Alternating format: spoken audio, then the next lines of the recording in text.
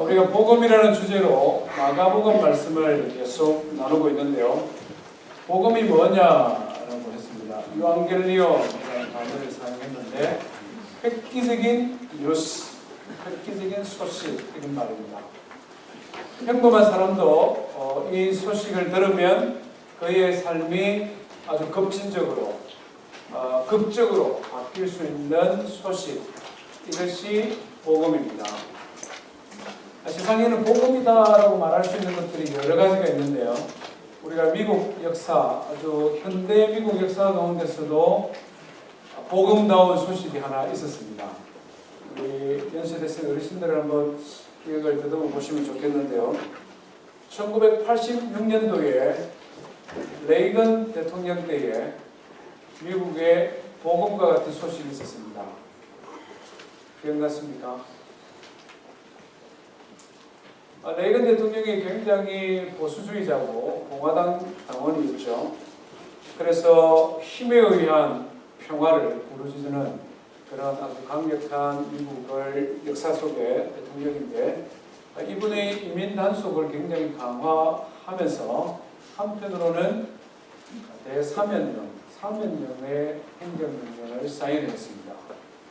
약 300만 명, 그 당시에 약 300만 명의 불법 체류자들에게 영주권을 받을 수 있는 그런 사면령이 발표가 되었습니다. 모든 사람에게는 아니었죠. 체류기간과 세금을 잘 납부하고 있었느냐, 그리고 어떤 직종에 있었느냐, 이런 것을 기준으로 삼았는데 약 300만 명이었습니다. 엄청난 숫자죠. 이 소식이 공포되어졌을 때에 모든 인민사회, 한국 사람들뿐만 아니라 인민사회에 살아가는 얼마나 많은 사람들이 말 그대로 기쁨의 눈물을 흘리는지 모릅니다. 지금 우리 몽고메리 지역은 이런 걸 사실은 잘 모릅니다만은, 오래전 이민도시, 제가 아틀란타에서 사역할 때만 해도 그 교회만 해도 그런 분들이 여러 분 계셨습니다. 10년 전에 제가 처음 왔을 때에 그런 분들이 여러 분 계시면서 많은 분들에게 그 이야기를 하셨습니다. 그때 상황이 어땠는지, 얼마나 기뻤는지. 본인뿐만 아니라 가족들, 이제는 그 가족들이, 아들, 자식들이, 그리고 손주, 손녀들이 그 소식에 의해서, 그 법에 의해서 자유롭게 지금 살고 있는 그런 것들을 이야기하며 기뻐했던 모습을 기억합니다. 말 그대로 복음이죠. 지금 현재 미국 현재에도 약 1200만 명의 서류 미비자들이 있다, 이렇게 이야기합니다. 지금 현재. 그리고 그 중에 24만 명이 한국 국적을 가진 분이다, 이렇게 추산을 하고 있습니다. 저는 또다시 이런 행정명령이 발효가 되도록 속으로 기도하고 있습니다. 왜 그렇습니까? 이분이 기독교 단체나 교회의 지지를 받아서 대통령이 됐는데 너무 과한 이민 정책을 펼쳐가다 보니까 이걸 지금 많이 얻어먹고 있지 않습니까? 미국 이민사회지만 법을 지켜야 되는 것은 분명한데 그 과정에 여러 가지 연계되어서 이런 부정적인 일들이 많이 지금 뉴스가 나고, 그래서 사람들이 마음을 어렵게 합니다. 그래서 한편으로는 이런 레이건 대통령이 했던 것과 같은 법으로 국경도 단속하고 강화하지만 기존에 있는 사람들에게는 한 500만 명 정도 혜택을 볼 수 있는 사면령이 내리지 않을까, 그런 마음을 가지고 기도합니다. 제가 예언자는 아닙니다. 성도님들도 기도하십시다. 그렇죠? 얼마나 많은 성도들이, 또 얼마나 많은 이민자들이 마음 졸임해서 이 땅에서 살고 있는지 모릅니다. 우리는 그런 어려움을 잘 모르지만 어려움을 겪어본 분들은 정말 고통스러운 것이거든요. 그런 사람들에게 법을 통하여 모든 것이 사면되어지고 영주권을 얻어서 생활할 수 있다, 길이 열렸다, 그 자체가 복음이죠. 복음 중에 복음은 뭐라고 했습니까?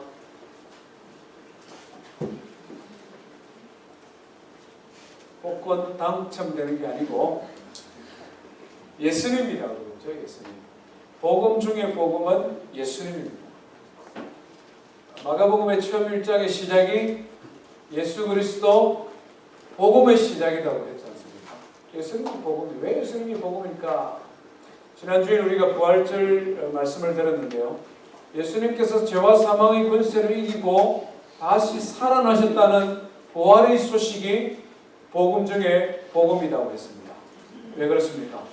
예수님이 인간의 몸을 입고 이 땅에 오셨으나 죄와 사망의 권세를 이기고 다시 살아나심으로 말미암아 전능하신 하나님이라는 것을 스스로 드러내시고 증명하셨지 않습니까? 우리가 믿는 하나님은 우리처럼 똑같이 고통당하다가 죽으면 끝나는 그런 분이 아니다. 우리가 믿는 예수님은 죄와 사망의 권세를 이기고 다시 부활하신 분이시다. 하늘과 땅의 모든 권세를 가지신 하나님 바로 그분이시다. 그러니 이것이 복음이죠. 두 번째는 왜 부활이 복음입니까? 예수님께서 부활하셨다는 것은 예수 그리스도를 믿는 하나님의 자녀인 우리도 역시 그날에 부활할 것을 우리에게 소망으로 보여주기 때문이다. 우리가 예수 믿는 여러 가지 이유들도 있지만 궁극적인 목적은 예수님과 함께 예수님이 주인이신 영원한 천국에서 주님과 영생하며 사는 그 천국에서의 소망이 우리에게 있지 않습니까? 예수님이 부활 안 했으면 아무 소용없는 말 그대로 거짓말이다. 그런데 예수님이 부활하심으로 말미암아 예수님이 부활의 첫 번째 열매가 됨으로 말미암아 두 번째, 세 번째 우리 모두가 다 부활할 것을 미리 보여주셨다. 그렇기 때문에 예수님의 부활이 소망 중에 소망이요 복음 중에 복음이다 하는 것입니다. 아멘입니까? 예. 예수님 부활뿐만 아니라 예수님을 통해서 진짜 복음이 무엇인가를 우리가 계속 배워가야 되겠는데요. 오늘은 예수님의 권위 있는 가르침이 복음이다 이런 주제로 함께 하나님 말씀을 살펴보기를 원합니다. 마가복음 1장입니다. 마가복음 1장 21절부터 28절 말씀인데요. 예수님께서 회당에서 가르치는 장면, 어떻게 가르치셨는지 가르치는 현장에 있었던 한 사건을 기록하고 있습니다. 우리 한 절씩 교독합니다. 그들이 가브나움에 들어가니라. 예수께서 곧 안식일에 회당에 들어가 가르치시매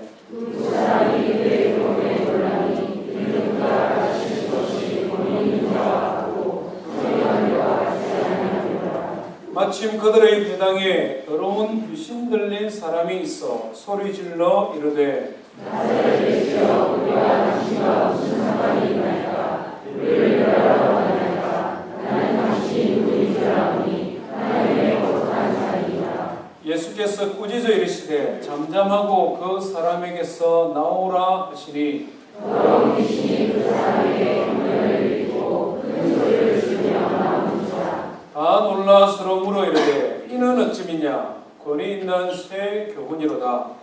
더러운 귀신들에게 명령한 적 순종하는도다 하더라. 예수의 소문이 곧 온 갈릴리 사방에 퍼지더라. 아멘. 오늘 본문은 예수님께서 회당에서 가르치는 장면에서 시작을 하고 있습니다. 그런데 이 예수님이 가르치시는 모습이 너무 권위 있는 가르침이었고 그것을 보고 예수님의 가르침에 감동받고 사람들이 기뻐하고 즐거워하고 그래서 많은 사람들이 또 예수님으로부터 배우기 위해 갈릴리 그 지역에 있는 사람들이 막 모여들었다 이런 내용을 다루고 있습니다. 가르침의 내용이 뭔지를 우리에게는 구체적으로 말씀하고 있지는 않습니다. 가르치는 예수님의 모습을 설명을 하고 있는데요. 예수님이 가르치는 모습의 가장 뚜렷한 특징을 성경은 뭐라고 말합니까? 권위라는 단어가 계속 반복해서 등장을 합니다. 그렇죠? 22절에 보니까 권위 있는 자와 같고 서기관과 같지 않다 이렇게 말씀합니다. 27절 말씀에도 보니 권위 있는 새 교훈이로다 이렇게 말씀합니다. 그리고 이 소식이 28절에 보니 온 갈릴리 사방에 퍼지더라 이렇게 말씀합니다. 오늘 우리가 배우고자 하는, 듣고자 하는 복음은 뭐냐? 예수님은 권위 있게 가르치는 분이시다 하는 것입니다. 이건 조금 더 설명이 필요할 것 같습니다. 왜냐하면 오늘 이 시대 사람들은 권위라는 말이나 가르친다 이런 말을 싫어하기 때문에 그렇습니다. 복음은 고사하고 권위나 가르친다 이런 말을 싫어합니다. 한번 생각해 보십시오. 우리 친구들 간에 이야기하다가도 꼭 보면 좀 가르치기를 좋아하는 사람 있죠. 그러면 뭐라고 말합니까? 너는 좀 가르치려고 하지 마라. 이런 말, 너는 좀 가르치려고 하지 마라. 그리고 이 권위에 대해서는 좀 알레르기 반응을 일으키는 경우가 또 많습니다. 저 사람 진짜 권위적이다. 그러면서 그 다음에 뭐라고 합니까? 딱 싫다. 두 말 안 합니다. 그 사람 권위적이다. 딱 싫다. 이런 세태입니다, 사실. 그러다 보니 마땅히 인정해야 되는 권위도 무시당하거나 마땅히 인정하고 받들어야 되는 권위 자체가 허물어져가는 그런 안타까운 모습을 우리가 보기도 합니다. 예수님은 도대체 어떻게 가르치셨길래 그것이 권위가 있고 딱 싫은 것이 아니라 사람들은 감동을 받고 그 가르침에 순종하고 더 많은 사람들이 예수님의 가르침을 받고자 하였을까? 예수님의 가르침은 몇 가지 특징이 있는데요. 예수님께서 말씀을 가르칠 때에 어떻게 가르쳤는가 하는 것을 살펴보면 잘 알 수 있습니다. 첫 번째는요. 예수님은 예수님의 이름으로 권위 있게 가르쳤습니다. 무슨 말인가 하면 예수님은 당시의 랍비들, 당시의 서기관들이 무엇인가를 가르칠 때 누구는 이렇게 말하고 누구는 이렇게 말하고 누구는 이렇게 말했는데 나는 이렇게 생각한다 이런 식으로 말씀하지 않았다는 것이죠. 예수님 당시에 유명한 랍비들이 몇 명 있었는데 힐레, 샴마이, 요하난 벤 자카이 이런 사람들이 예수님 시대를 전후해서 유대 사회에 아주 영향력 있는 사람들이었습니다. 그래서 많은 서기관들은 회당에서 백성들을 가르치면서 그런 식으로 가르쳤습니다.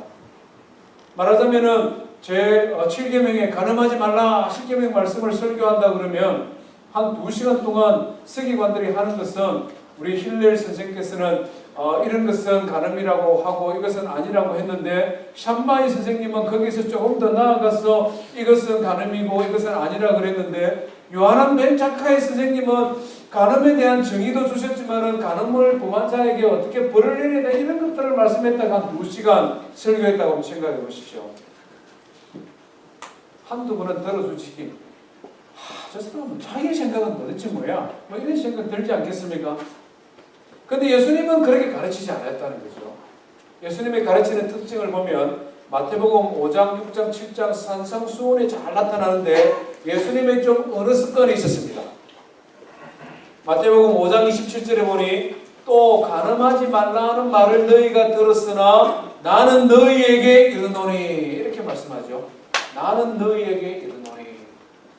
5장 38절에 보면 눈은 눈으로 이는 이로 갚으라는 것을 너희는 들었으나 나는 너희에게 이르노니 이렇게 말씀합니다. 나는 너희에게 이르노니. 나는 너희에게 이르노니. 또 한 가지 예수님의 그런 특징이 있죠. 아주 중요한 거 강조할 때 뭐라고 말씀합니까? 예, 내가 진실로 너희에게 이르노니. 내가 진실로 너희에게 이르노니. 예수님은 율법학교를 다니지 않았습니다. 바리새파에 가입하지를 않았습니다. 힐렐이나 샴마이나 요하난 벤 자카이나 이런 당시에 유명한 랍비들의 문화생으로 들어가서 그들의 권위를 빌어서 가르치지 않았습니다. 왜 그렇습니까? 예수님이 오리지널이기 때문에 그렇습니다. 여기서 등장하는 권위라는 단어가 있는데 이 권위라는 말의 어원을 살펴보니까 뭐가 권위냐? 오리지널에게서 나오는 것이 권위다. 오리지널에게서 나오는 것이 권위다. 하나님의 말씀의 오리지널은 바로 예수님이시다는 것이죠. 요한 사도가 이것을 너무나 분명히 알게 되었지 않습니까? 그래서 우리가 요한복음 1장 말씀을 읽어보면 말씀이 육신이 되어 우리 가운데 거하심에, 하나님이 말씀이신 예수님이 세상을 창조하실 때에 성부, 성자, 성령 하나님이 함께 세상을 창조하실 때에 말씀으로 그들과 함께 있었던 그 예수님이 인간의 몸을 입고 이 땅에 오셔서 말씀의 오리지널인 그분이 하나님의 말씀을 가르치는데 얼마나 그 말씀이 권위가 있겠느냐 하는 것입니다. 유명한 랍비들의 권위, 율법학자들의 의견들, 이것이 중요한 것이 아니라 하나님의 말씀의 저자이신 주님이 친히 확신을 가지고 증거하시니 그 말씀에 사람들이 감동을 받고 그 권위에 놀랐다. 예수님은 단지 말씀을 잘 가르치고 확신 있게 전했을 뿐만 아니라 예수님의 진정한 권위는 본인이 가르친 그 말씀대로 예수님께서 사셨다는 것입니다. 이것이 진정한 권위의 열쇠지요. 몇 가지만 한번 생각해 보십시오.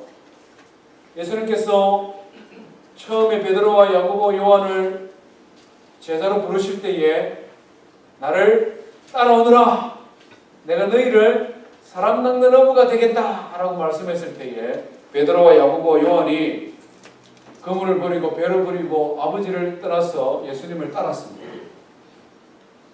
이 모습 보면서 우리는 감동이 되잖아요. 어떻게 베드로, 야고보, 요한은 이렇게 예수님 부르심에 순종할 수 있었을까? 여기에서 한 걸음 더 나아가면 예수님은 좀 무지막지하시다.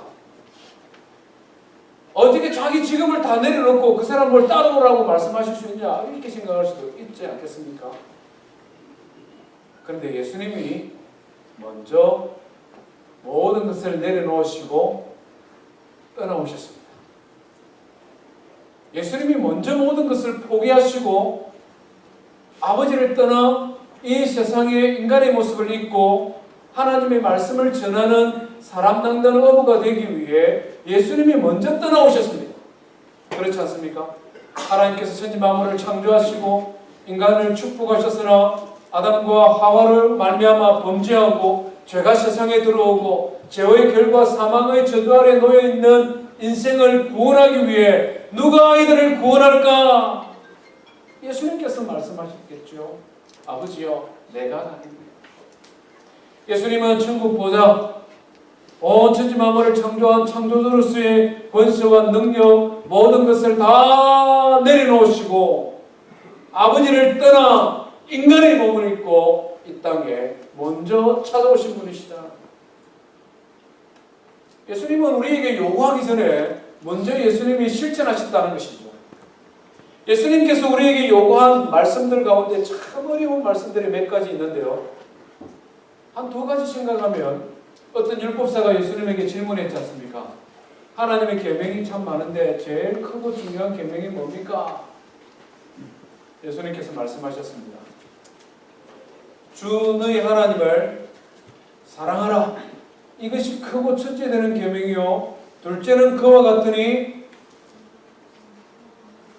내 이웃을 내 몸과 같이 사랑하라.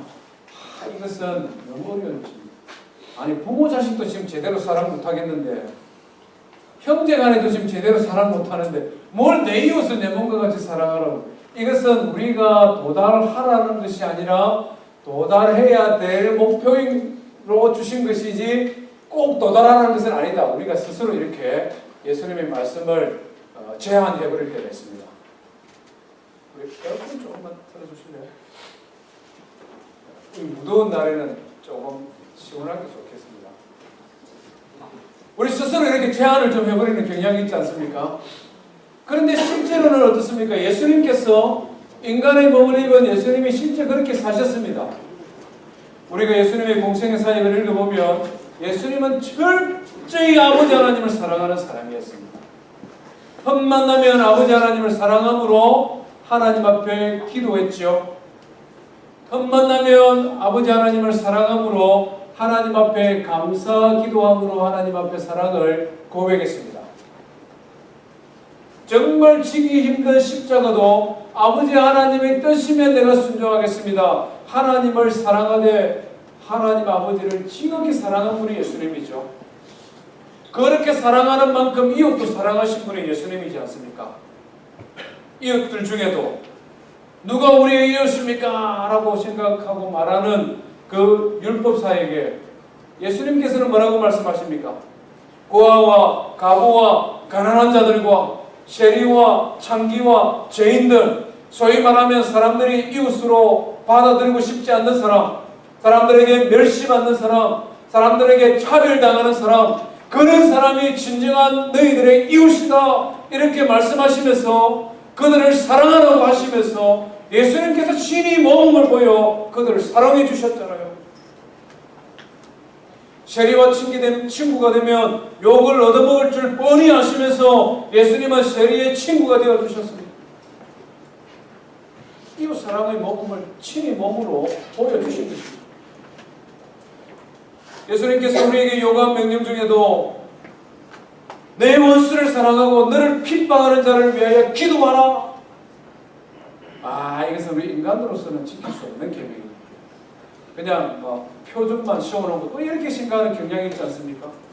근데 예수님께서 십자가에 달리셔서 죽으실 때에 그가 기도한 기도의 제목이 뭡니까? 그 고통 중에서 사람들의 조롱을 받을 때에 예수님이 기도하신 기도가 뭡니까? 아버지요! 아버지요! 저들의 죄를 용서하여 주십시오. 지금 자기가 하고 있는 죄의 심각성을 알지 못합니다. 예수님은 원수를 사랑하실 뿐만 아니라 자기를 핍박하는 자를 위해 기도하셨습니다. 예수님의 가르침이 권위가 있는 것은 예수님이 오리지널일 뿐만 아니라 예수님께서 가르치신 대로 몸소 그 말씀대로 순종하며 살아가셨기 때문에 그렇습니다. 오늘 우리에게 전해주신 예수님의 말씀, 이 말씀이 권위가 있는 것은 인간의 몸을 입고 이 땅에 오신 주님이 실제 몸으로 실천함으로 말미암아 우리도 역시 순종하며 나아가며 실천할 수 있는 하나님의 말씀으로 우리에게 주셨고 그것을 우리에게 가르쳐 주시고 우리 또한 이것을 사람들에게 전하도록 우리에게 주셨기 때문에 이 말씀이 곧 복음이다 하는 것입니다. 이 세상에는 가르치는 것은 좋아하는 사람들이 많습니다만은 진정한 권위를 가지고 가르치는 사람은 많지는 않습니다. 가르치는 사람은 많으나 그 말씀에 순종하여 스스로 모범이 되는 사람은 많지는 않습니다. 그러나 우리가 예배하는 주님, 주 예수 그리스도, 그분은 진정한 권위의 원천일 뿐만 아니라 그 말씀 그대로 순종하며 살아가신 주님, 그 주님의 모범을 따라 우리도 하나님의 말씀을 배우고 그 말씀에 순종하며 살아가는 성도 되기를 주의 이름으로 축원드립니다. 예수님께서 이렇게 가르치고 있는데 예수님의 권위를 결정적으로 드러내는 한 사건이 발생했습니다. 무슨 사건입니까? 귀신을 쫓아내는 사건이죠.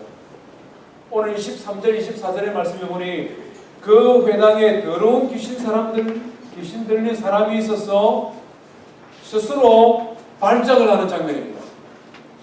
아마 짐작하건대 이분이 늘 회당을 왔다 갔다 출입을 했는데 서기관들은 권위가 없이 말씀이 능력이 없다 보니까 아무렇지 않게 그냥 섞여서 살았는데 예수님의 말씀이 워낙 권위가 있고 능력으로 말씀을 전하니 이 서기관의 속에 있던 귀신이 견디지 못하고 자기 자신을 드러내는 것입니다. 커밍아웃을 하는 것이죠. 그러면서 예수님을 향하여 나사렛 예수여, 당신과 우리가 무슨 상관이 있나이까? 우리를 멸하러 왔나이까? 와, 괴로워 죽겠다 하면서 막 소리를 지르는 겁니다. 그런데 예수님께서 어떻게 하셨습니까? 하나님 말씀 보십시오. 25절에 보니 꾸짖어 이르시되 잠잠하고 그 사람에게서 나오라. 한글 성경은 이럴 때 좀 아쉬워요. 이 실감나게 표현해야 되지 않습니까? 어떻게 했겠습니까? 영어로 하면 어떻게 하면 딱 좋습니까? 예, 여기는 보니까 막 be quiet 이렇게 되어 있는데 일반 사람들이 쓰는 언어로 표현하면 어떻게 하면 좋습니까? 예수님은 be quiet라는 단어를 쓰기보다는 shut up, get up 아마 이랬을 거예요. 우리가 뭐 어떻게든 예수님을 좀 좋게 멋있게 보이려고 잠잠하고 그에게서 나오라 뭐 이렇게 했지 예수님은 그래 안 하셨을 거예요. shut up. 그런데 이렇게 말씀하는데 이 귀신 들린 사람, 이 마음속에 있던 귀신이 사람으로 하여금 경련을 일으키게 하고는 소리를 지르고 그 사람에게서 나왔다. 무엇을 보여주는 사건이냐? 예수님은 권위 있게 하나님 말씀을 전하실 뿐만 아니라 예수님이 권위의 원천이 되시고 특별히 초자연적인 능력으로 악한 영을 제압하는 그와 같은 모습을 보여주는 장면입니다. 마가복음 읽어보면 특별히 예수님께서 귀신을 쫓아내는 장면들이 많이 나옵니다. 앞으로 이 부분을 조금 다루겠습니다만 오늘 이 부분을 좀 우리 한번 살펴보기를 원합니다. 우리 성도님들은 어떻습니까? 귀신이 있습니까? 귀신이 일반인들의 마음속에 들어갈 뿐만 아니라 해당 안에 하나님을 믿는 하나님의 백성들의 마음에 들어가서 자리 잡고 그 사람을 조종할 수 있습니까? 마음으로 한번 생각해 보십시오. 할 수 있다. 없다. 마음으로 합시다. 이런 질문에 대한 일반적인 견해는 두 가지로 나눠집니다. 첫 번째는 무신론자들 있죠. 모든 만물은 물질로 되어 있다. 신도 없고 영도 없고 그런 건 다 헛소리다. 죽으면 끝이다 하는 사람들이 있습니다. 무신론자들이죠. 이 사람들은 귀신의 존재를 인정하지 않습니다. 그렇기 때문에 이런 말씀을 읽으면 성경은 웃기는 이야기한다 이렇게 말하겠죠.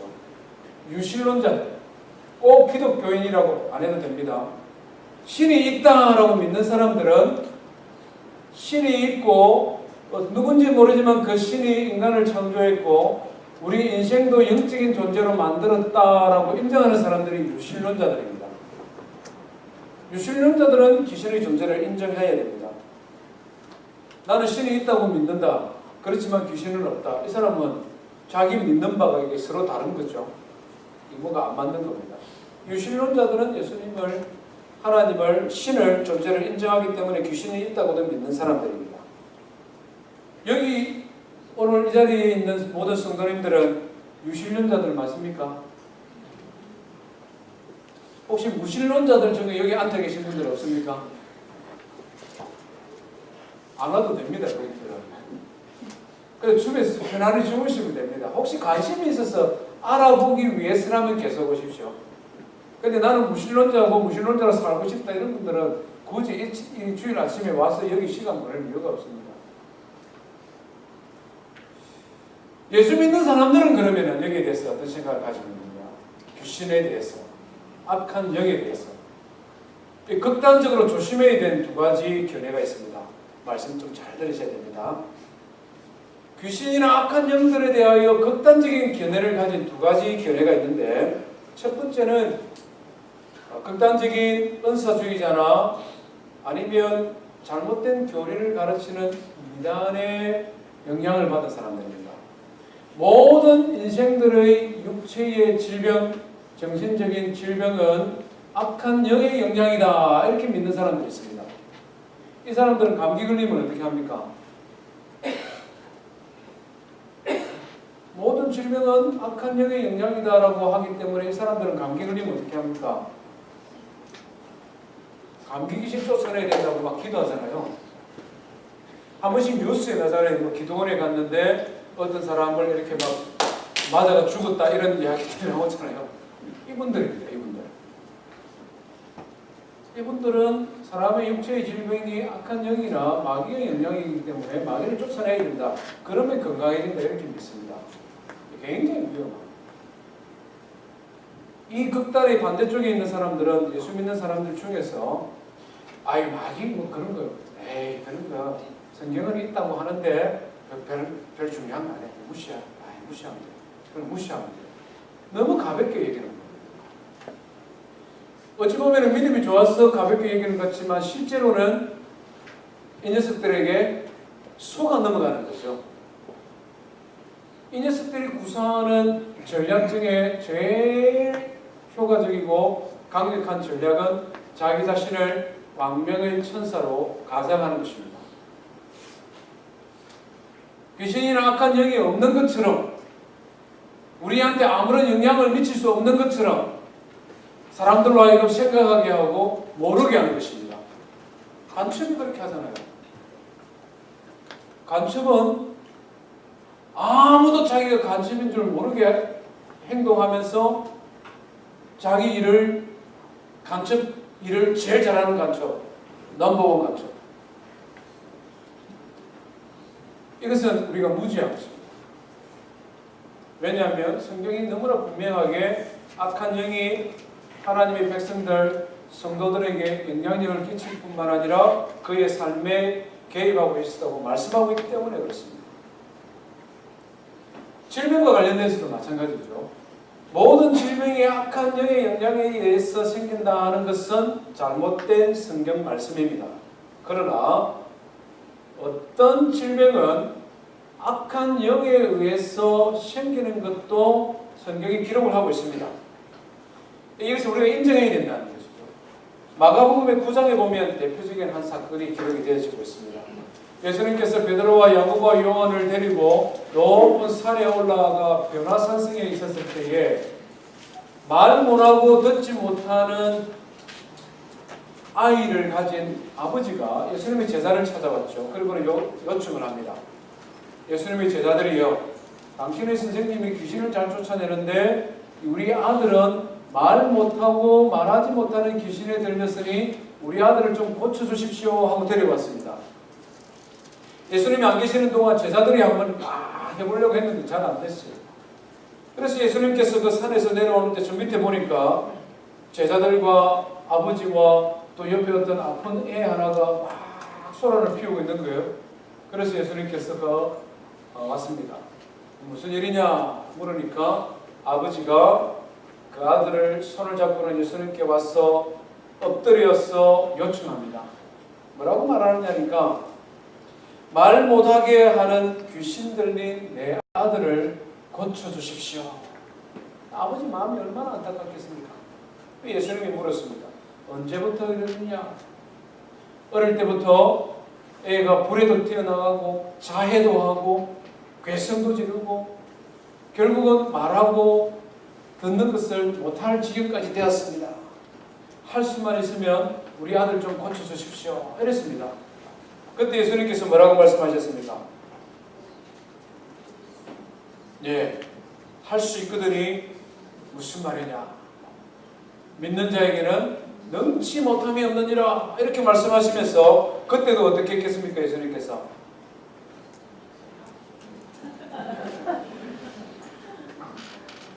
비슷하게 해놨습니다. 마가복음 9장 25절에 보니까 더러운 귀신을 꾸짖으시면서 명령하셨습니다. 말 못하고 못 듣는 귀신아, 내가 네게 명하노니 그 아이에게서 나오고 다시는 들어가지 말아라. 그 명령이 떨어지자마자 귀신이 소리 지르고 경련을 일으키고 그리고는 떠나갔다. 성경이 이렇게 기록합니다. 악한 영에 의해서 우리 영혼이 영향을 받아 질병이 생기는 현상까지 이르를 수 있다는 것입니다.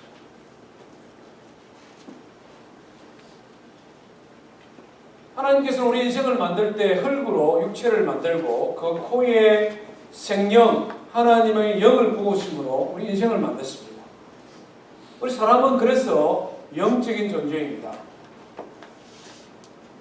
영적인 존재인이 영에 의해 영향을 받게 되는데 악한 영의 영향을 받기도 하고 하나님의 영, 거룩한 영, 성령에 의해 영향을 받기도 합니다. 그래서 악한 영의 영향을 받으면 사람이 어떻게 된다고 했습니까? 갈라디아서 5장 말씀해 보니 음행과 호색과 우상숭배와 주술과 원수 맺는 것과 분쟁과 시기와 분냄과 당짓는 분열하는 것, 투기, 술취함, 방탕, 이런 온갖 더러운 행위들.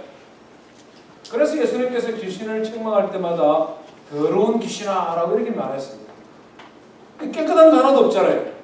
음행, 호색, 우상숭배, 원수 맺는 분쟁, 시기, 분냄, 분열, 이단, 투기, 술취함, 방탕, 모든 것이 깨끗하지를 못해요. 그래서 예수님께서 악하고 더러운 귀신아 이렇게 명령하시는 것입니다. 악한 영의 영향을 받으니까 우리의 인격이, 우리 사람의 영적인 존재가 이런 악한 영의 영향을 받아서 이런 모습으로 변화되어 간다는 것입니다. 귀신 들림의 단계가 있는데요. 악한 생각은 누구나 다 듭니다. 그죠? 우리도 다 들지 않습니까? 여기서 더 나아가면 악한 생각을 행동으로 옮기게 되죠. 우리의 생각을 악한 영이 사로잡는 것입니다. 그래서 그것이 죄가 아니라고 생각하게 만들기도 하고 용납되어질 것이다 라고 이야기하기도 하고 그렇게 한번 살아보면 인생이 재미있을 것이라고 이야기하기도 하고 미혹하고 유혹하고 우리의 생각이 우리의 행위를 통하여 나타나도록 한 단계 더 나아가죠. 여기서 더 나아가면 악한 생각이 우리의 삶의 습관으로 만들어버립니다. 그래서 이 단계가 되면 나는 하기 싫은데 나는 사람과 그냥 편안하게 그냥 나이스하게 지내고 싶은데 조그마한 꼬투리 하나 잡히면 용서가 안 되는 거예요. 내 인격이 그렇게 변화되는 겁니다. 원수 맺는다는 말은 그런 말입니다. 원수 맺을 만한 일이 아닌데 이 생각이 사로잡히고 이것이 우리의 머릿속에 우리의 생각을 지배하면 원수 되어버리는 겁니다.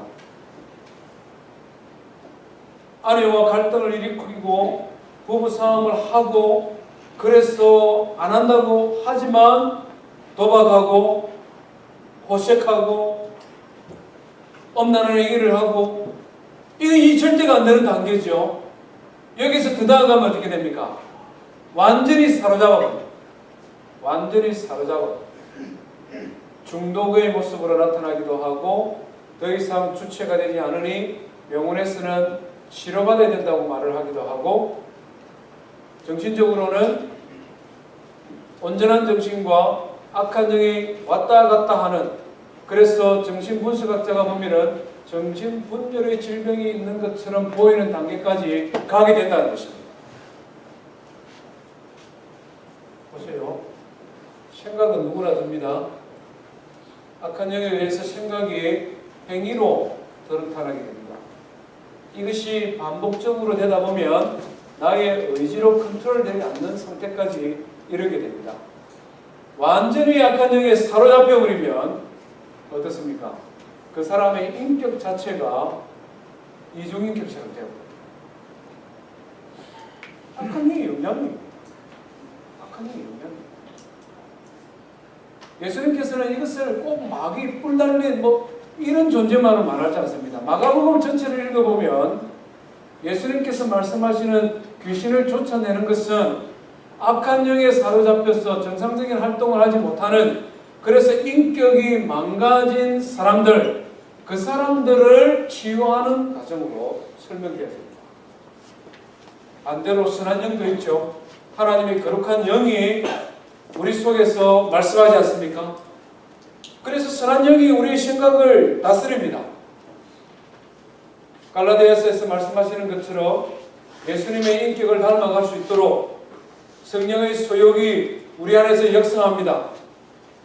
사랑하고 기뻐하고 사람들과 평화하고 화평과 자비와 충성과 온유와 절제 이런 삶을 살아가도록 하나님의 거룩한 영이 우리 속에서 계속 역사하여 그 하나님의 영성에 순종하며 하나 둘 살아가다 보면 나중에 우리의 삶의 인격이 예수님을 닮은 사람, 그래서 성령의 열매가 우리의 말, 우리의 행동, 우리의 삶에서 드러나는 성령의 열매 맺는 사람으로 변화되어져 간다는 것입니다. 예수 믿는 사람들이 하나님의 영의 영향에 의해서 이런 성령의 열매를 맡는 그리스도를 닮아가는 사람이 되는 것처럼 악한 영의 영향을 받으면 악한 사람, 마귀의 닮은 사람들로 갈 수가 있다는 것이죠. 이게 성경이 우리에게 주는 가르침입니다. 이것은 단지 성경을 믿는 하나님의 말씀을 믿는 사람들만이 이것을 주장하는 것은 아닙니다. 대한민국의 정신 분석으로 유명한 학자들이 여러 분 있는데 그 중에 대표적인 두 사람을 소개하면요. 이만홍 교수입니다. 연세대학교 정신과 교수고 쉐브란스 병원에 있는 정신과 과장입니다. 이분이 하는 말씀이래요. 정신질환과 귀신 들림 현상은 그 현상학적인 증상들이 아주 유사하기 때문에 정상의 모습만을 보아서는 이것이냐 저것이냐를 판단하기가 어렵다. 인정을 하는 거예요. 이분들이 지금. 아무리 과학이 발달하고 의술이 발달하고 그래서 사람에 대한 이 인체에 대한 예방한 지식을 쌓아가지만 인간의 의술, 인간의 과학으로 설명할 수 없는 현상들이 우리 사람의 정신적인, 사람의 영적인 영역에서 너무 많이 일어나고 있기 때문에 그래서 이것을 인정할 수밖에 없다. 물론 무신론자들은 인정 안 하겠죠. 지금까지 과학으로는 설명이 안 된다. 이렇게 말하겠죠. 그러나 유신론자들은 인정할 수밖에 없다. 전남의대의 정신과 명예교수로 계시고 한국정신분석학의 대가 이렇게 일컬어지는 분이 있습니다. 이무석 교수님. 이분이 책을 지었는데 이 책 중에 하나가 뭐냐니까 마가복음 5장에 등장하는 그라사 광인, 그라사의 광인을 하나님의 말씀을 통해서 귀신들림과 정신분열을 구분할 수 있는 척도를 이분이 마련했습니다. 참 대단한 분이에요. 제가 이분이 칼럼을 계속 설교 준비하면서 몇 개 읽어봤는데 예수 믿는 사람 같기도 하고 아닌 것 같기도 하고 그랬습니다. 연세가 아주 높고 막 인자하고 그냥 얼굴 치다보면 치료가 될 것 같은 그런 아주 부덕한 영감님이신데 그라사의 광인을 보면서 어떤 사람은 귀신 들린 사람이고 어떤 사람은 정신질환이다라는 것을 이분이 좀 구분을 했습니다. 몇 가지만 있는데요. 귀신 들린 사람은 예수님과 하나님에 대한 지식을 가지고 있다. 그렇죠. 오늘 본문에도 보니까 그렇죠. 나사렛 예수여, 왜 우리를 괴롭게 합니까? 아직 때가 이르지 않았습니다. 다른 사람들은 모르는데 귀신은 알아요. 예수님이 누군지. 그래서 하나님과 예수님과 십자가에 대하여 굉장한 예민한 반응을 보입니다. 귀신 들린 사람의 대표적인 특징입니다. 굉장히 일관적이고 굉장히 합리적인 은행을 보인다. 정신질환을 가진 사람은 왔다 갔다 하는 거, 이 말했다 저 말했다 이렇지 않다. 굉장히 합리적이고 정상적이고 그래서 그냥 이렇게 섞여서 살아갈 때에는 전혀 모른다.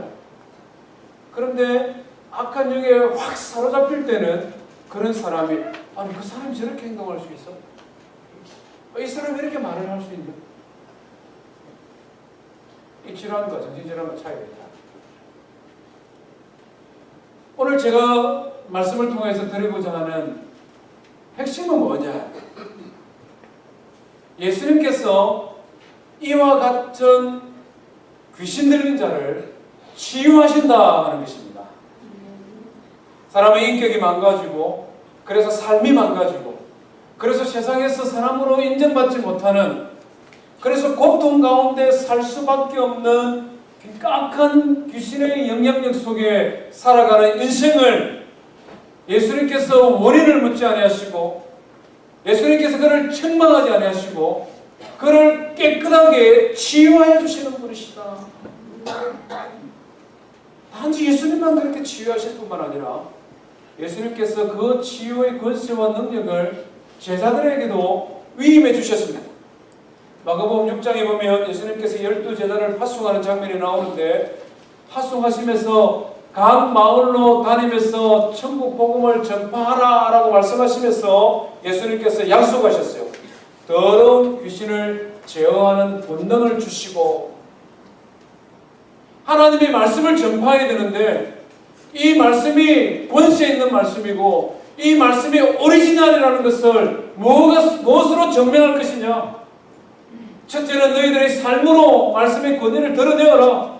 둘째는 너희들이 말씀의 권세와 능력이 있어서 심지어는 악한 영에 사로잡힌 그들도 너희들이 말씀을 전하면 그 말씀의 능력에 의하여 새로워지게 될 것이다. 그래서 실제로 예수님 제자들이 가서 말씀을 전하니까 어부들이었는데, 세리였는데, 똑같은 죄인이었는데 그들이 하나님의 말씀을 전하니 그 말씀의 현장에 질병이 치유되어질 뿐만 아니라 귀신 들린 자가 깨끗이 나음을 받는 역사가 일어나기 시작했다는 것입니다. 예수님이 제자들에게만 이와 같은 권세를 위임하신 것이 아니시죠. 예수님께서 부활 승천하기 전에 마가복음 16장에 예수님께서 제자들에게 다시 사명을 일깨워 주시면서 말씀하셨습니다. 온 천하 만민에게 복음을 전파하라. 너희들이 만민에게 복음을 전파하면 17절에 믿는 자에게는 이런 표적이 따르리니 곧 그들이 내 이름으로 귀신을 쫓아내며 새 방언을 말하며, 예수 그리스도를 믿는 하나님의 백성들이 하나님의 말씀의 권세와 능력을 믿고 그 말씀을 단대히 선포하며 표적과 능력이 따르는데 그 중에 하나가 귀신이 축기되어지는 일이 일어나게 될 것이다. 바울 사도도 이것을 우리에게 확정해주고 있지 않습니까? 디모데후서 3장 16절에 보니 모든 성경은 하나님의 감동으로 된 것으로 교훈과 책망과 바르게 함과 의로 교육하기에 유익하니 이는 하나님의 사랑으로. 예수 믿는 우리가 먼저 하나님의 말씀을 통하여 교훈받고 책망받고 바르게 하고 의로 교육하여서 이 말씀을 통하여 무장되어서 그 다음에 뭐라고 말합니까? 모든 선한 일을 행할 능력을 갖추게 될 것이다. 하나님의 말씀의 능력이 병자를 치유하고 하나님의 말씀의 능력이 심지어 귀신에 사로잡힌 자를 치유할 수 있다는 것입니다. 제가 일부 예배에도 주일학교 교사들에게도 동일하게 말씀했습니다. 목자와 목녀분들, 1대1로 말씀으로 섬기는 분들, 교육자들, 하나님의 말씀의 권세와 능력을 믿고 하나님께서 우리에게 위임하여 주신 영적인 권능을 가지고 하나님의 말씀을 담대히 선포하는 성도 되기를 주의 이름으로 축원드립니다. 우리 자신의 능력 아니잖아요. 우리가 말씀을 얼마나 많이 알고 우리가 얼마나 말씀에 대한 상식이 풍성한 이거 아니잖아요. 주님께서 우리에게 주시는 권세는 내가 전하는 하나님의 말씀입니다. 조금밖에 알지 못하더라도 내가 아는 만큼, 내가 알고 믿는 만큼 하나님이 말씀이 권세가 있고 능력 있는 것을 믿는 자들에게는 이런 표적이 따르니 믿는 자들에게 동일한 능력을 주신다고 우리에게 약속해 주셨습니다. 혹시 우리 성도들에게 이런 영향력 속에서 괴로워하는 성도들 있습니까? 하나님 말씀의 능력을 믿어야 됩니다. 반복적으로, 습관적으로 이것이 옳지 않다라고 생각하면서도 행하는 악한 행위들이 있습니까?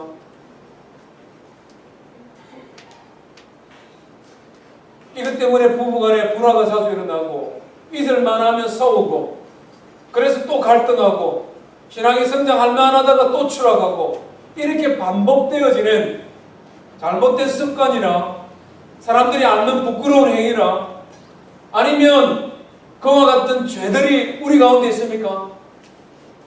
왜 하나님 말씀을 믿어요?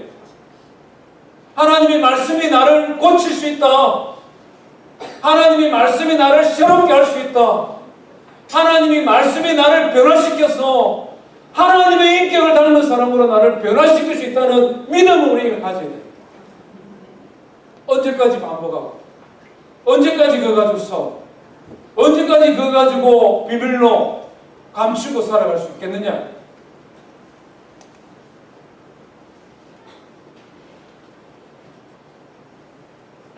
성경은 우리에게 너무나 분명하게 말씀하기를, 악한 마귀는 구원받은 하나님의 백성조차도 그들 마음에 역사하여 그를 자기의 정도로 나는 자로 만들기 위해 우는 사자와 같이 사는다고 말씀하셨어요. 앞에서 살폈던 이 무습 교수님이 이 세대를 분별하면서 평가하면서 하는 말씀입니다. 대한민국은 너무나 과도한 경쟁에 의해서 사람들의 인격이 파괴되고 있다. 너무나 과도한 경쟁에 의해서. 예수님 시대에 왜 귀신 들린 사람이 그렇게 많았을까 한번 생각을 해봤습니다. 오랜 세월 로마의 지배 아래 있었죠. 걸핏하면 반역에 의한 전쟁이 있었죠. 가난하죠. 권력을 가진 사람이 억압하고 착취하죠. 그래서 밑에 있는 사람들은 늘 괴롭고 힘들고 하루하루 삶 자체가 괴로운, 그러다 보니 온전한 정신 가지고 사는 게 어려울. 오늘 이 시대에 우리 사회를 분석하는 학자들이 내리는 진단이 거의 다를 바지 않습니다. 사회학자든 심리학자든 너무나 우리가 과도한 경쟁 속에서, 너무나 많은 스트레스 속에서, 너무나 표현하지 못하는 울분 속에서 살아가고 있다. 그러다 보니 병원에서 원인을 규명할 수 없는 그런 이상한 질환들이 너무 많이 생기는 거예요. 하나님의 말씀에 거리가 있습니다. 하나님의 말씀이 나를 자유케 하고 하나님의 말씀이 나를 새롭게 하여서 거룩한 하나님의 영의 사랑, 그래서 예수 그리스도의 인격을 닮은 사랑, 사랑하고 즐거워하고 희락하고 화평하고 온유하고 절제하고 충성하고 양성하고 이런 그리스도의 사람으로 우리를 만들어갈 수 있습니다.